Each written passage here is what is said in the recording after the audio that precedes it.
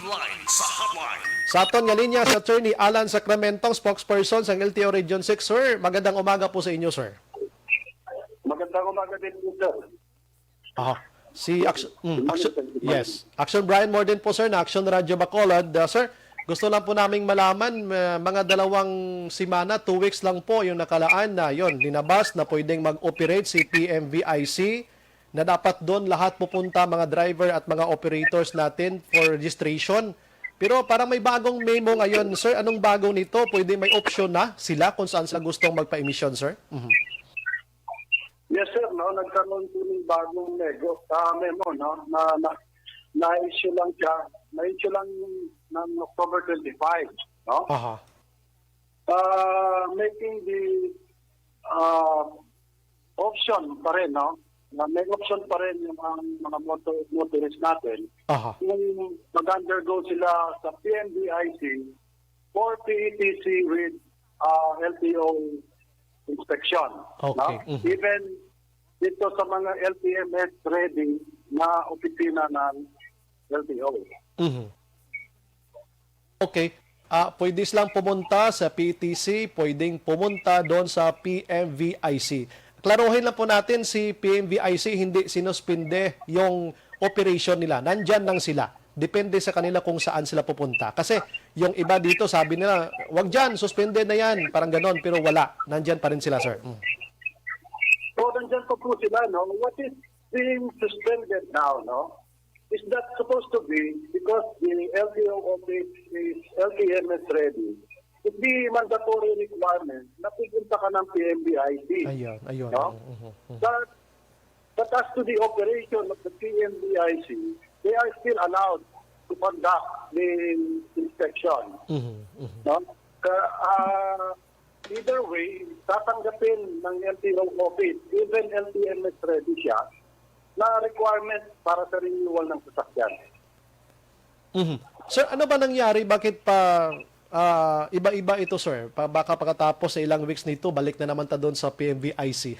Ano nangyari, sir? I really don't know, but I think there is a call again, no?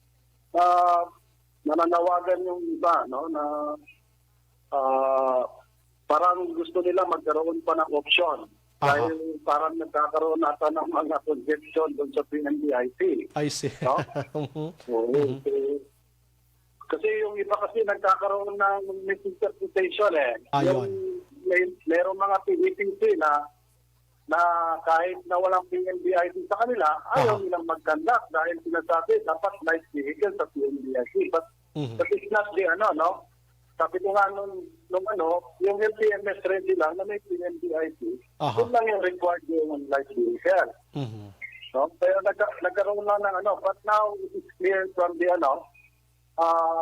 mayroong memorandum na na-issue last October 25 ang suspending the mandatory requirement of PMVIC until further notice. Yan yung nila. I see. Dito sa Negros Occidental, parang Bacolod office pala ng LTO, merong tinatawag natin na Land Transportation Management System, sir, yung new portal ng LTO, no? Actually, sir, meron na rin po tayo sa Cadiz, no? Meron din tayo sa ibang offices dyan na LTMS ready. Okay. Ano lang nila, like Cadiz, wala kasing PMVIC. Ayun. Yun yung natin. But ang lang dito, no? That although pwede pa rin yung PETC plus inspection ng if you will read the memorandum, there is a direction that the inspector, the motor vehicle inspector of LTO should really inspect the vehicle para sa roadworthiness compliance kung sasakyan. I see. Sir, itong LTMS, parang hindi naman mahirap ito para sa mga operators or mga drivers, pagpunta nila doon sa may... Yung PETC, sir, mayroon din ito? PETC? Ano pa? Yung PETC, mayroon din ito, sir, na sila yung nagtuturo kung walang alam yung driver at sa operator sa itong new portal. LTMS. Hindi ko po nag-get yung kasi may background yung content. Ano pa?